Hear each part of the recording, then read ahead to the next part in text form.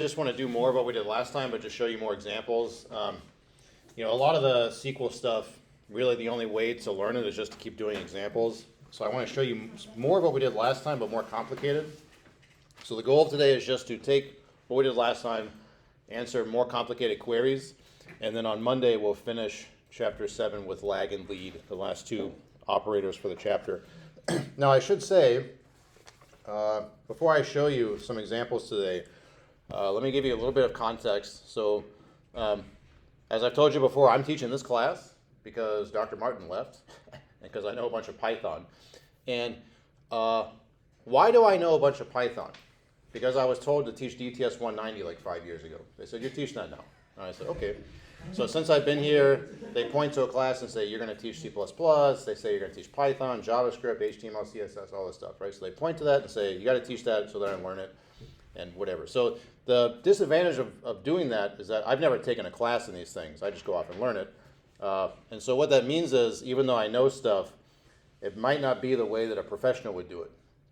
So for example, with Python, I do collaborations with people with PhDs in computer science. And so I'll write code that works. So it's not a working issue, but I'll hand off my code sometimes to my collaborators, and they'll pat me on my little head, and say like, good job there, little buddy.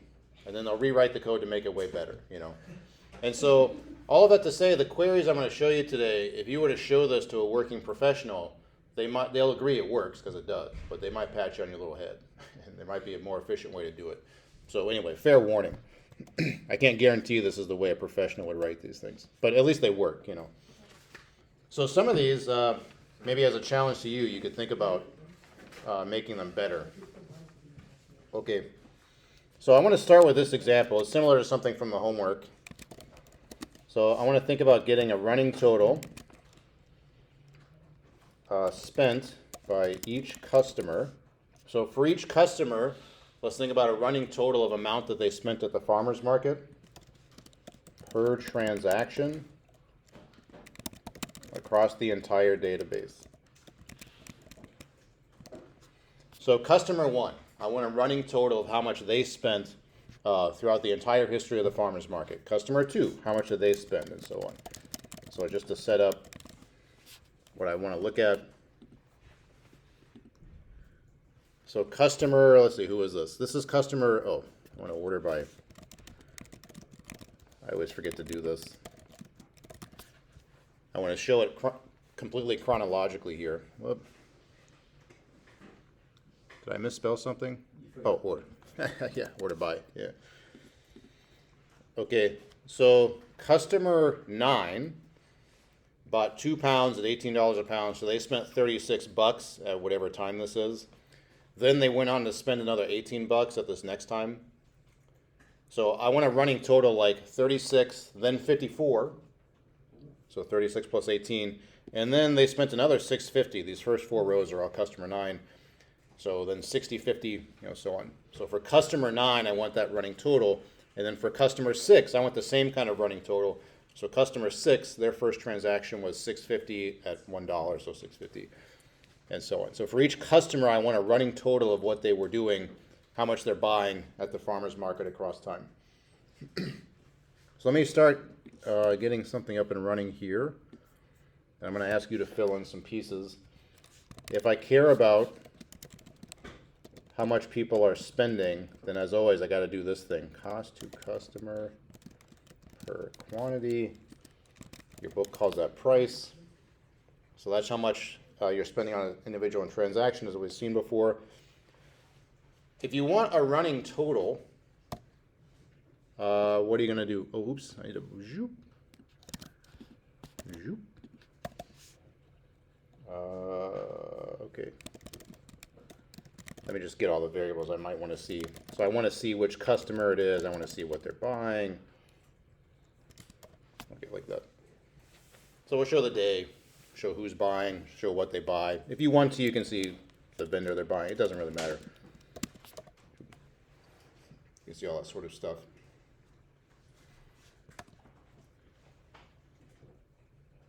Okay, so anyway, if you want to see a running total of what the customers are spending, any ideas what we do next?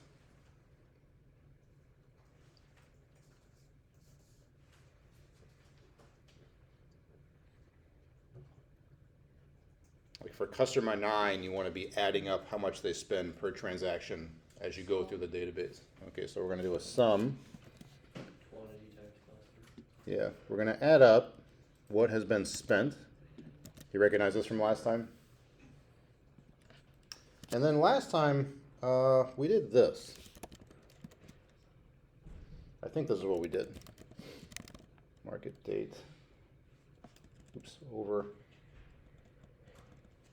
Order by market date. I'm going to make this so I don't have to go over the edge. So I think this was a query we ran last time. This just shows a running total across the database. So 36, 54, this doesn't separate by customer. So this just keeps a running total for every transaction as you move through the database. See this sum keeps getting bigger. And we didn't partition by day, so it's not like it resets on a given day. So last time we did an example, we did this, partition by market date. So if you want it to give you a running total per day, you can do that. So now if you look at the output, it's going to reset on April 6th. Yeah, there you go, resets on April 6th.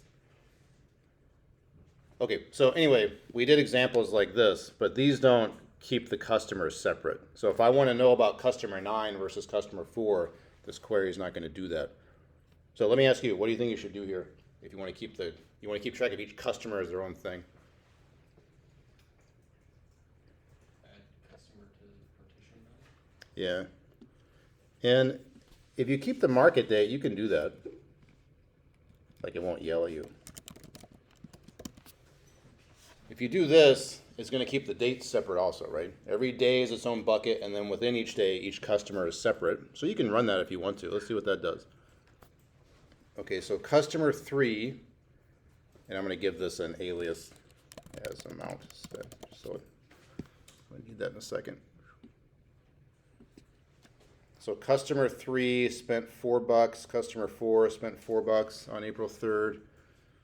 Customer 5, see they have multiple entries because they made multiple purchases that day. They spent $18 and then they spent another $12 for $30. See that running total happening? Customer 6 also made multiple purchases. Their first purchase was worth $6.50. Their second purchase was worth $16. So when you add those up, you get $22.50. Is that okay? And then since we partitioned by market date, if I go to April 6th, everything resets. So here's the first line for April 6th. The numbers are back to being small because I'm grouping by market date. So if you just want to know for each customer just what are they doing across the entire time frame, you can not separate by date and just, now it won't reset on a given day. Okay, so customer 1, I think I'm still, if you want to see each customer without having to scroll past, you can do like that. So I'm going to see customer 1 no matter what. So customer 1, they spent $6.50 on their first transaction, then they spent another $6.50 on their next transaction, giving $13, another $17.50 on their next, giving $30.50, and so on. So you can just watch their spending grow over time throughout the database. So customer 1 only made one purchase on April 6th, then another purchase on April 13th, then they made 2 purchases on April 17th, and so on. If you keep scrolling, you got to scroll a ways until you get to customer 2, because this is going across the entire database. Okay, so if I go to like row 246, that's the very last purchase made by customer 1, and they've spent a total of like $3,500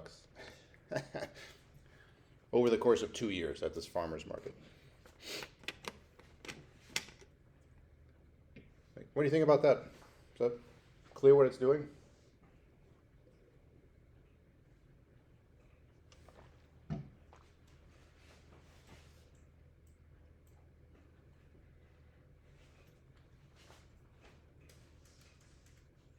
Any questions on that?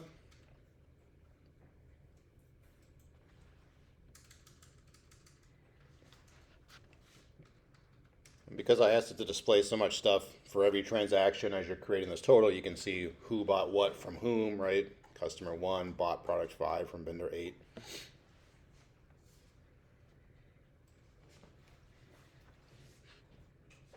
Okay, well, if there's no questions on that, get a running total spent by, let me modify like this. Customer 4. I just want to see what customer 4 is doing across the entire database. How would you modify this query? Where customer ID. Yeah, so you can of course always filter if you want to. Okay, that'll show you what customer 4 is doing, and you won't have to scroll. So now we can see for customer 4, they initially spent $4, then they spent $6.50 for a total of $10.50, and so on. So if you only care about customer 4 and then what they spent in total, they also spent about $3,500 at the farmer's market across the entire time. Is that okay? What if you do like this? Buy customer 4 in the year 2020. So I don't want a running total across the entire database. I want to ignore the year 2019. How would you do that?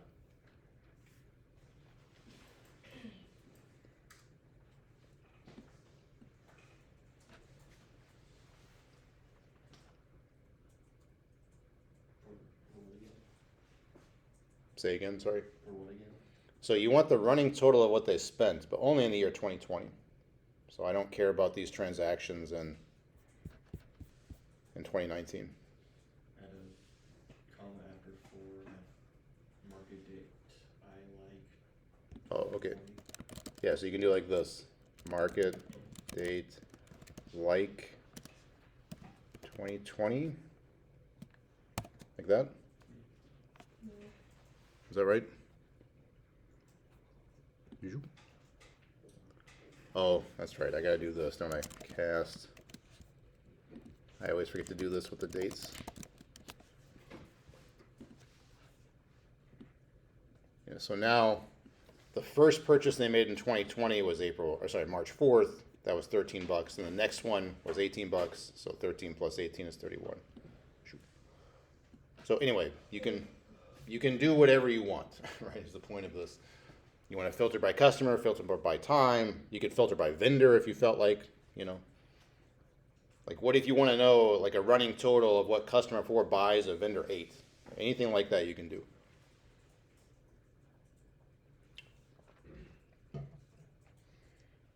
Questions on that?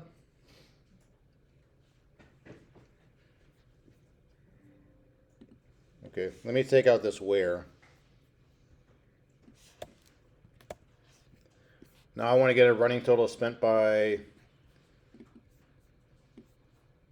each customer per transaction per day.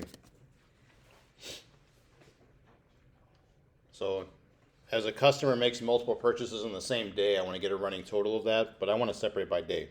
So when the day switches over, I want to reset. We've already looked at something pretty similar to that, and maybe you already did it, I can't remember. But how would you do something like that?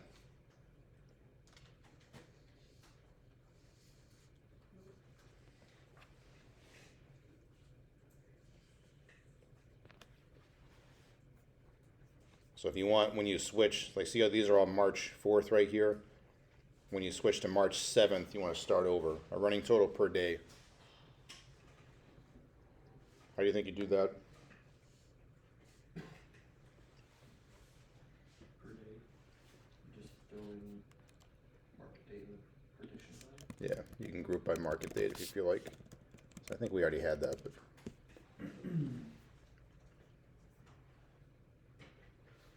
And maybe down here. Ask it to show by day. Okay. So customer 6, let's focus on them. Customer 6, they made a purchase of $6.50, then another purchase of $16, so their running total on the first day was $22.50, and then when you move on to the next day, everything resets. Customer 6 isn't even there anymore. The numbers all reset as you move to the next day. April 10th, the numbers are small again.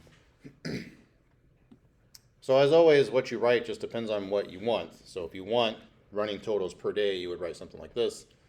If you want running totals, not per day, but across the entire data set, take that out. Questions, comments on that?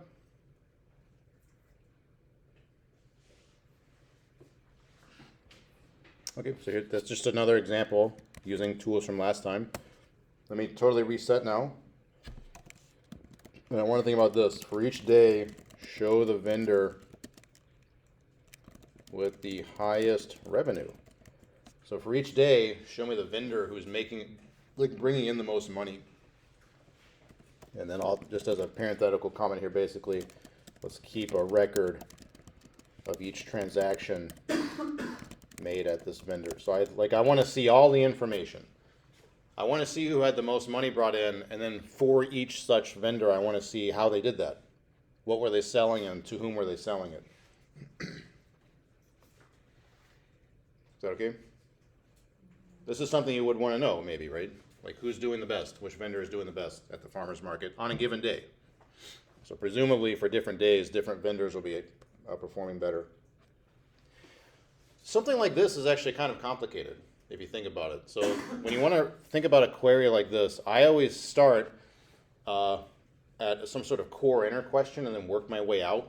So you know we had these queries last time and the time before maybe where you had some inner table and then you filtered on that, like as X and then where. So you build the inner table first and then build out. So for something like this, well actually you tell me, like what kind of stuff will we need to answer a question like this?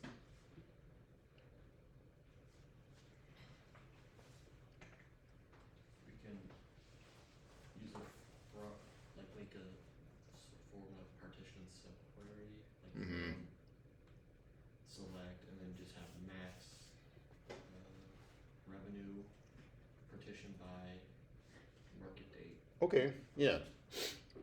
And then you could use the where function to find only the vendors who have Okay. salaries equal to. Yeah, that's a good idea. So I'm going to try to implement basically what you said. So basically there is some sort of max and then ranking involved, right? You agree with that? So let's start at sort of a core inner thing. So here, first of all, I just need to know how much revenue people get.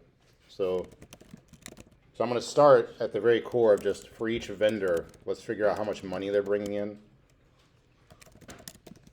And if you want to see what they're selling to whom, you can keep all that information, like product ID. I mean, if you want to see who they're selling it to, you could keep that.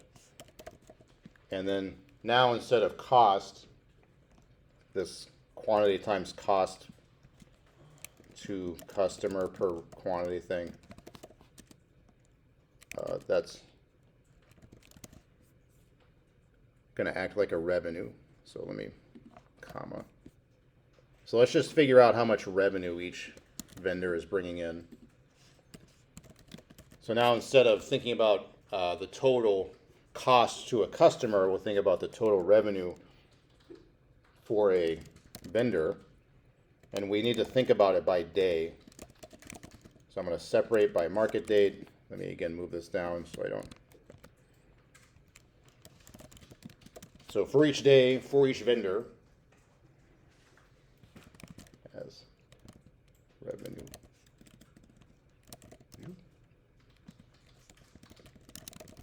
We don't need to order by, there's no ordering here, just separate by date and by vendor. So this query is not going to answer the question we care about, but at least it's calculating something we do care about. We care about how much revenue each vendor brings in. And so if I run this, I've created a new column called revenue that shows for each vendor how much revenue they have. And see the repeated 76s here? That's just showing you vendor 7 made $76 total. It's repeated because I'm keeping all the other information. So I can see like vendor 7 sold product 4 to customer 16. Also vendor 7 sold product 4 to customer 3. And they made $8 and $4 respectively off those transactions.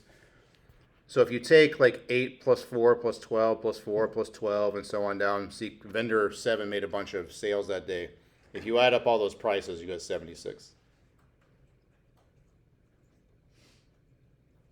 Let me just pause there and ask, is that okay?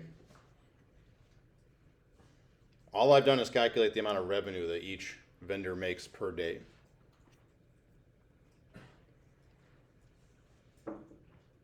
Is that clear how that's working?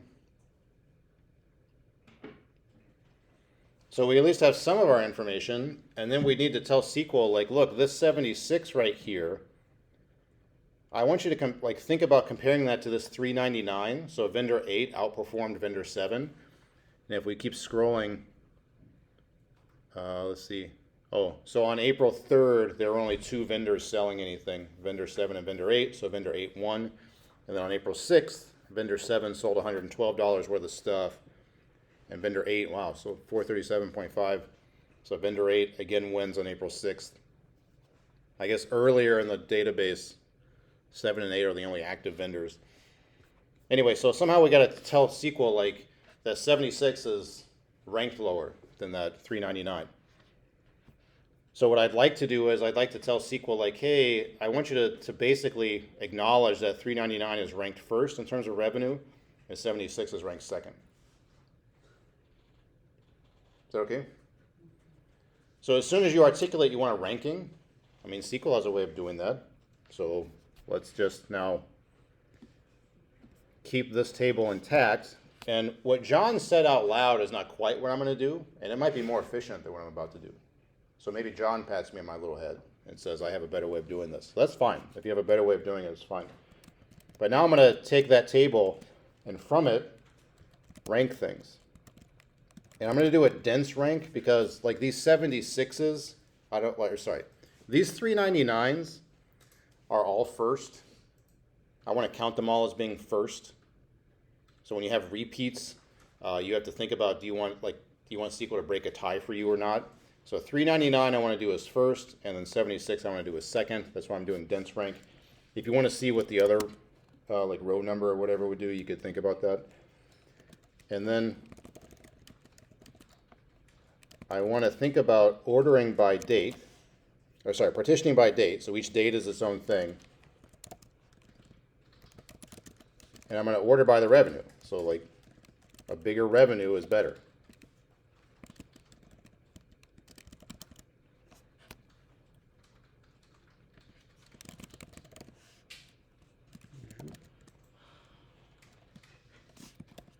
Okay, so I'm going to start running out of room here, but so I have an open parenthesis here and a closed parenthesis. And see, inside these parentheses, it's just that table I had before. So I haven't changed that inner table. But all I'm doing now is saying, well, from that inner table, just select everything that's there and put a ranking on the revenues partitioned by market date. So if I run this, okay, see how this 399 is ranked first and that 399 is ranked first and so on. So 399 is the first ranked revenue number, and then 76 is the second ranked revenue number. And if there were other revenues, you would have like a third ranked and a fourth ranked. Is that okay?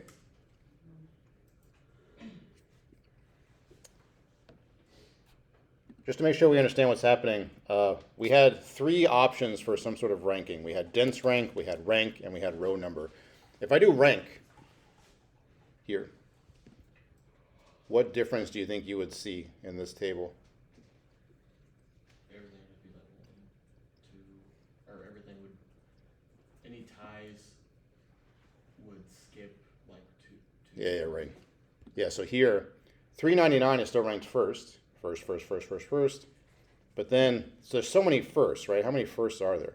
There's 16 firsts, right? So then rank says, oh, this 76, that's actually 17th ranked. Not second ranked. So you could maybe store things that way if you feel like. It's just up to you. And then if you do row number, no ties are allowed in a row number thing. So now it's just like 399 is first and second and third. So here I would argue it's more natural to do dense rank. 399 is the top revenue that day, and then 76 is the second revenue that day. But again, it all kind of depends on what you want. But anyway, this inner table didn't have this ranking column, so then I added a ranking column to the inner table using this. So the inner table, I created a revenue column, and then I put a ranking on that column. Is that okay? Now we can answer this question. For each day, show the vendor with the highest revenue. So what that means is, I don't want to see this vendor 7 stuff. They're not the highest. I want to see only the vendor 8 stuff on this day. And then on other days, like I don't know, on other days I assume somebody else beats vendor 8. I might have to scroll for a while. But anyway, on other days I want to see who else got like the highest revenue. So I have this table going inside PG admin, but I only want the first rankings off of it. So you tell me, if you already have a table going, so just look at all of this and ignore the structure of it, just say, oh, that's a table, you know. I have a table going, I want just when ranking is 1. How would you do something like that? Say again, sorry? It would be in the where statement, right? Yeah, right. You can make a where. Equals 1. Yeah, similar to before, only if you do that, it has this obnoxious feature that you can't reference a column you've just created. That's why you got to do this deal from last time. I think it's like one of the most obnoxious things about SQL, but you can tell like, okay, fine, SQL. Or PG admin.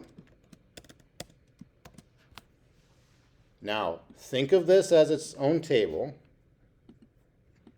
All of this. Think of that as its own table. And now from there, ranking is 1. Otherwise, you can't reference that ranking column. It's highly obnoxious, but you know, it is what it is. You see what I'm saying, Blaine? Like, you want to just be able to type where ranking is 1 without this extra layer, but I'm just surprised. So why are you still putting it? Oh, because never mind. I didn't ask you why. I answered my question. I was confused why you weren't putting the where statement in the from, like in the Right. bracket of the from. Yeah, and right. It's not its own where statement. So Yeah. it's its own point. so here we built things up in a layering effect. So we started with this. Okay. We started with this innermost table, which had no ranking information at all, just had a revenue column. And then we layered on top of that a table with the ranking. Bless you. And then once we had that, we said, okay, fine. From that new table I made, tell me where the ranking was 1. Bless you. Okay, let me pause and ask. Questions on this structure here?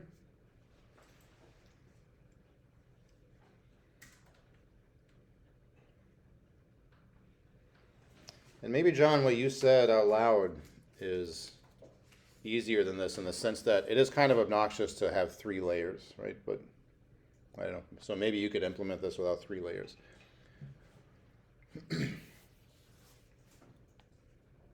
Other questions on that?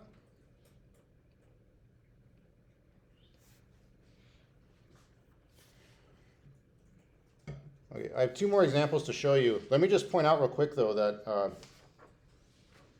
here, if you're asked this question, right, for each day show the vendor with the highest revenue, you don't want to try to write this entire query all at once. So you notice how I wrote it, like smallest table, then from there subqueried, right?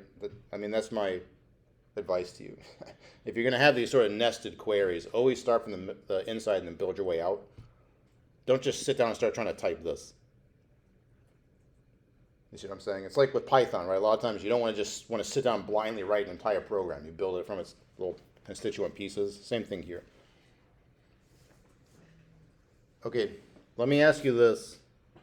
Oh, and also, by the way, notice we have a complete record of things. So if you want to know, like, well, how did vendor 8 accomplish this 399? See how we have a complete record here?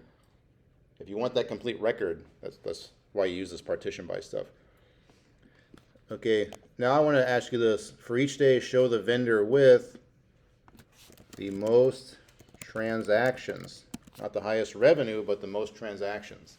And then again, I want a complete record. What do you think about that? And just to be clear here, right, this won't necessarily give you the same table. You can have a high revenue from selling a little bit of expensive things, right? So selling the most individual things doesn't mean you have the most revenue. So this is a separate question. What do you think about that?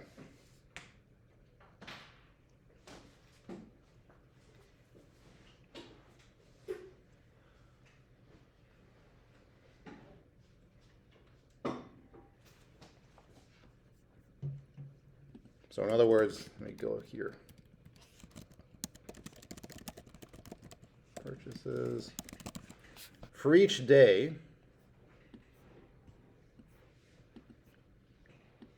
I want to figure out how many transactions each vendor made. So like vendor 7, they had 13, 14, 15. Wow. Oh, oops. Just on this day. Okay. I always forget to do this when I care about it. So on the very first day, vendor 7 had, let's see, 1, 2, 3, 4, 5, 6, 7, 8, 9, 10. Oh, I counted way too many. Vendor 7 had 1, 2, 3, 4, 5, 6, 7. Vendor 7 had 7 transactions on the first day, right?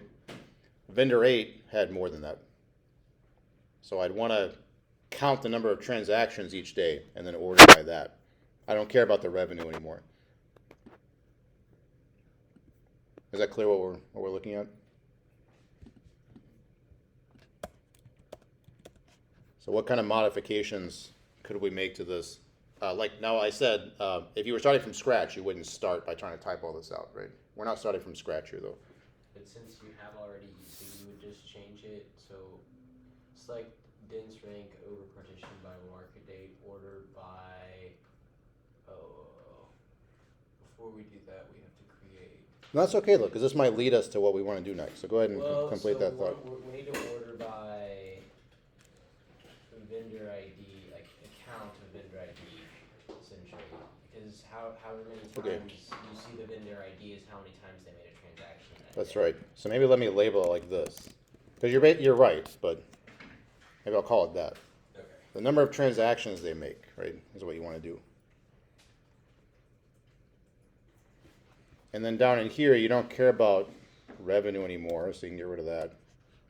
So right here, instead of getting some sort of count or whatever of revenue, you want to get a count of number of transactions. You still are going by day, though, so do you agree like this stays intact? Mm-hmm. Yes. So here, instead of adding up revenue they get, we have to count the transactions they do. So count, and then I'm not sure if what you literally said would work, Blaine, but the idea is similar. The nice thing about transactions is that each time is like a unique identifier for a transaction. So you can say, all right, in the innermost table, each date is its own thing, and then each vendor is its own thing, and then just count the transactions you see. And if you ask SQL to show you this innermost table, let's just look at that. Change the revenue thing, don't We do, right? Yeah. If you look at this innermost table, it's just showing you vendor 7 had 7 transactions, and then vendor 8 had 16 transactions, and you can see all 16 of them. And then as Blaine points out, I mean, you don't technically have to change variable names overall if you don't want to, but it's nicer, right? And then this middlemost table, we're just adding a rank to the number of transactions. So 16 was the most transactions on the first day, and 7 was the most on the first day. And then finally, if you run the entire query, it's just picking off those ones. So it shows you vendor ID on the first day, vendor ID 8 on the first day of the most transactions, and you can see all of them. So how did vendor 8 achieve their 16 transactions? You have a complete record here that you can see. Vendor 8. Vendor 8's doing pretty good, right?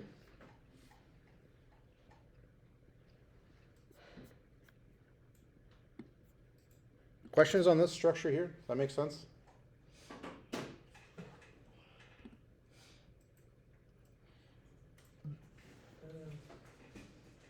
Why is it not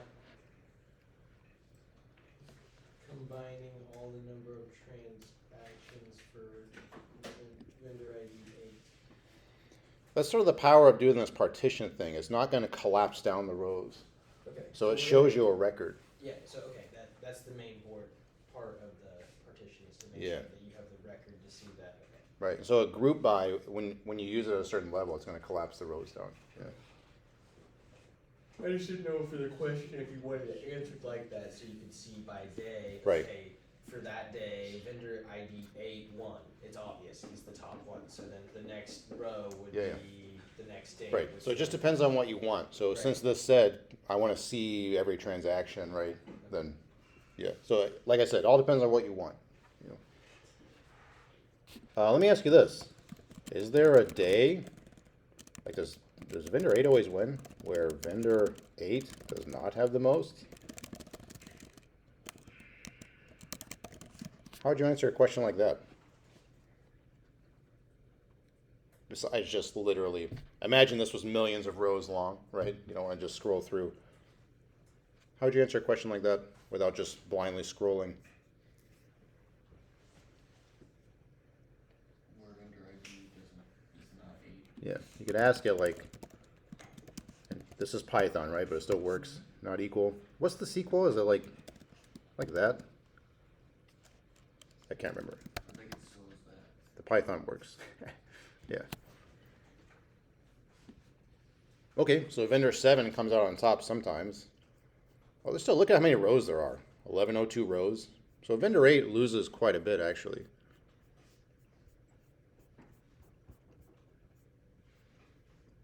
Yeah, anyway. So as always, you can sort of answer whatever you want. If you wanted to, you can count those numbers of days. You can count the distinct market dates. You know, whatever. Okay, so are these examples helpful? Does that make sense?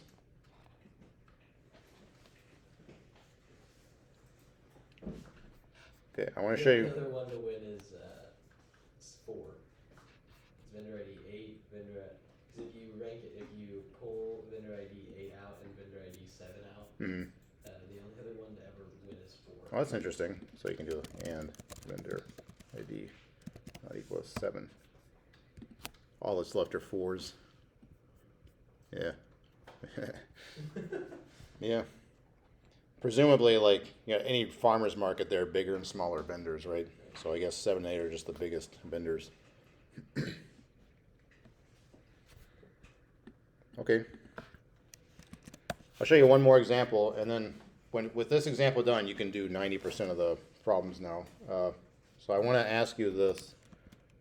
For each day, let's find each customer who spends more than the average amount spent that day. So like, who are the big spenders each day is what this is basically asking. Who's spending above average? And I want to output a complete record of each such customers transactions.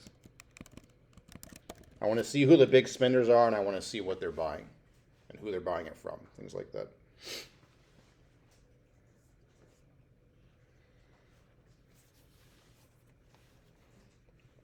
Is that clear what the question wants you to do? On each day, who are the biggest spenders on average?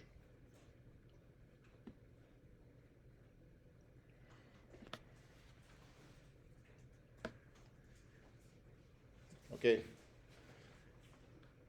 So I've cleared out the window, so we're going to tackle this from scratch. Let's think about the most core thing we would need. So forget about average for a second. Before you do anything, what kind of information do you need about each customer? Per day. So per day, what do you need to know about each customer? How many transactions? Yeah. So at the very core, you're going to have to know not quite the number of transactions, but what they spent. Right. So let's write a query to do that. So select market date, customer ID. As always, I should just have this hotkeyed or something. Cost to customer. So that's how much each customer is spending as amount spent. And here I'm going to structure this slightly differently. So I'm partially doing this just to show you you can combine the old material of chapter 6 with the new material of chapter 7. Bless you.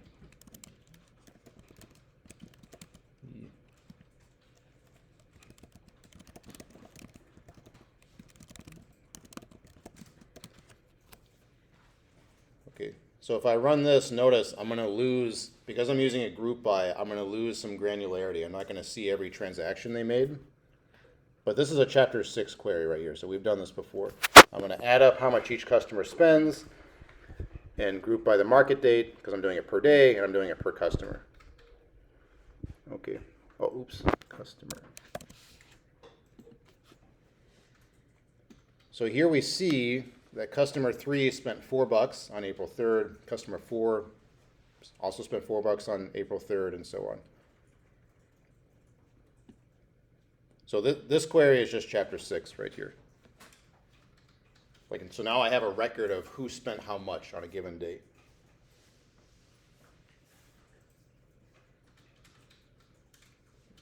Is that okay?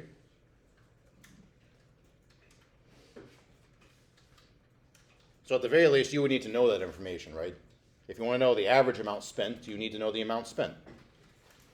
So now for each customer, I know how much they spent. And notice here a group by is actually useful because I don't want repeats in the data. When I take an average here, average amount spent, I don't want to repeat these 4s or repeat these 30s, you know. Each customer spent one unique amount, so I'm using a group by to just get that one unique amount per customer. Is that okay?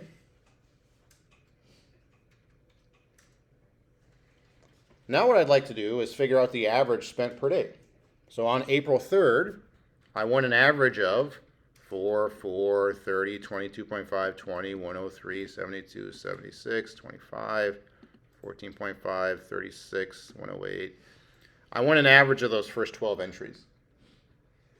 And then on April 6th, I want an average of the next however many, 6.5, 26.5, another 6.5. Everybody agree with that? You need to know the average spent. And so here's where I'm guessing a professional, again, would pat on my little head and say, this is not as efficient as it could be. But we're not going for efficiency. We just want something that works. So what I want to do now is I want to put a column here that's just the average amount spent per day. And I don't care about having repeats. So unlike on day 1, April 3rd, I just want the average there, average there, average there, amount spent. Because then you'd have that average data if you want it. And so let me just put another column in. And, you know, this starts looking kind of unwieldy because we're subquerying off of an existing table, but whatever. So I can now tell it, like, hey, put the average amount spent by date.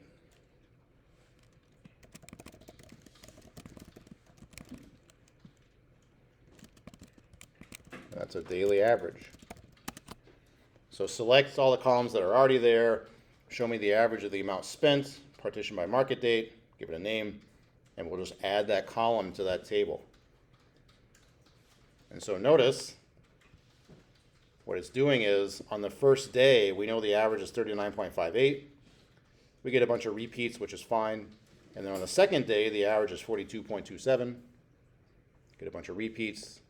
The third day, the average is 50.5, and so on, right?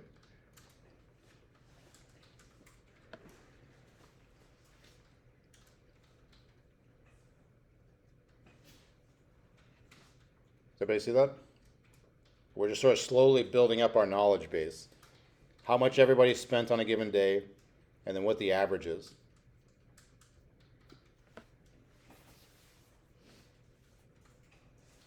Is it the same as if you did a sum? Will this work if you do a sum as well?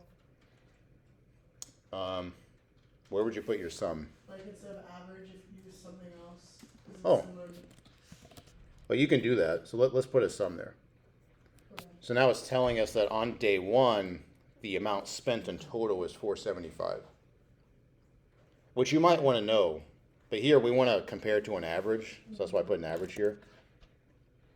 Like who's spending more than average. But I mean, sure, you can put You also put a count, I guess. What would that do? Yeah, so there were 12 rows initially for April 3rd. So 12 customers made purchases is all that's saying. Yeah, so the problem dictates what you put there. But sure, you can put a sum there if you want to just figure out how much money was spent in total. I was just asking because for the min and max question, I was wondering how that was gonna be. Oh, sure, yeah. So, yeah, you could put a min here if you want. Any of those. So the minimum we spent that day was $4. Yeah. So yeah, you could do whatever you want. So this is a record of, and then you could ask like who did more than the 4, right? Who did more than the min? Who did less than the max? If you're just trying to pick off the min and max spenders, yeah, you could do it that way. If you care about min and max, I would say though that maybe the best thing to do is just to use the ranking, and then depending on whether you do ascending or descending, you know the max or min is that 1. But yeah, there's not a unique way to do it. So for the, if you're gonna layer a third layer on top of this for ranking. Yeah, because now we want to show who's spending more than, in this case, 39.58, right? So certainly customer 9 did, customer 10 did. We want to see that. Yeah, so we do want to layer on top, and then we just put a layer like this. If all you want to see is, put the parenthesis there. If all you want to see is who surpassed the daily average, what would you put after this parenthesis? Oh, that's a good point. Can you just do amount spent is greater than daily average? Yeah, so yours probably works also, yeah. There'd be some question with that in tile how it deals with ties sometimes, but yeah, that probably works. Yeah, in English it's maybe a little more natural to write this, where amount spent is greater than daily average, like that. So now you can see on a given day who spent how much more than the average. So on the first day, only 3 people spent more than average. That's what they spent. Is that okay? The last thing to note is, however, because I did a group by, it says here output a complete record of everybody's transactions. This customer 9, I have no idea how they got up to $103, right? This customer 10, I don't know how they got to $72. Everybody see that? So if you want to do something like that, okay, check this out. So if I want a complete record of everything, check out this little cheat. I guess it's not a cheat, but what you can do is you can take the original customer purchases table. Like that table still exists, right? I'll call it C_P. And I can take that table and join it to this thing that I built, right? This entire thing here. So I can take a pre-existing table and join it to a table I built. And then here, what do I want to do? This new table I built, I'm going to give it a name X. So I'm going to have to distinguish C_P from X. So when I join these things together, I just want to join them on customer ID. So here's where this last thing I'm doing here, this joining to show the record. Here's where I'm sure a professional could find a more natural way to do this, but whatever it works.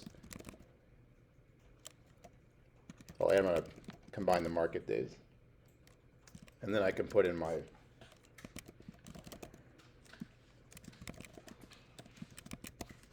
the same where I had before.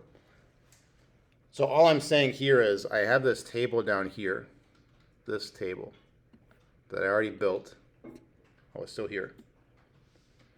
If you want to see what each customer did, just take the original customer purchases table and join it up, where you're joining on market date and customer ID. So those things are still separate. So now if I run this entire thing, right, so you see how you can see everything now? Here's a complete record of everything, but it's only showing customers who spent more than the average. So here's customer 9, and see how you can see everything customer 9 did because you're pulling from the customer purchases table without filtering. And you can see, oh, they spent $103. That's way more than average. And then customer 10, oh, they spent $72, way more than average. So this is kind of a cheap and dirty way at the end to make sure you have all the information you want. Like go back to the full original table and now just join it up where you now have these amounts spent in daily averages. So again, this, like all of this, that's just a new table we built. You can join up with a new table.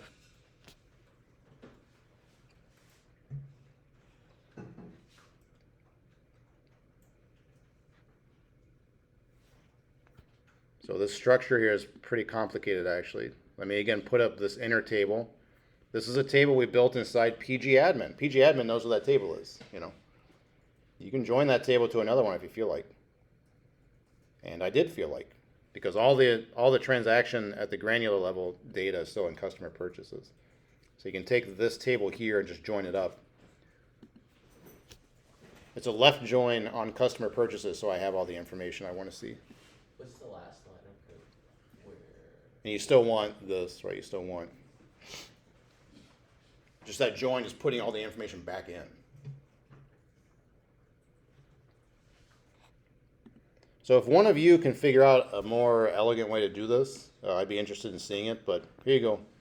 This shows you all the transaction information for every customer who spent more than average on a given day.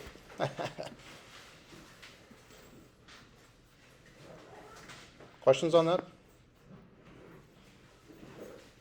When do you in the left join bracket? So you open it and then. Yeah, so all of this is its own table. Right. Where's the left join? I'll get it. Thank you. Yep. So anyway, in the problems, you can do every problem now that doesn't reference, like any problem that says compare today to yesterday, you can't do those. But every other problem you can do now. Thank you. Yeah.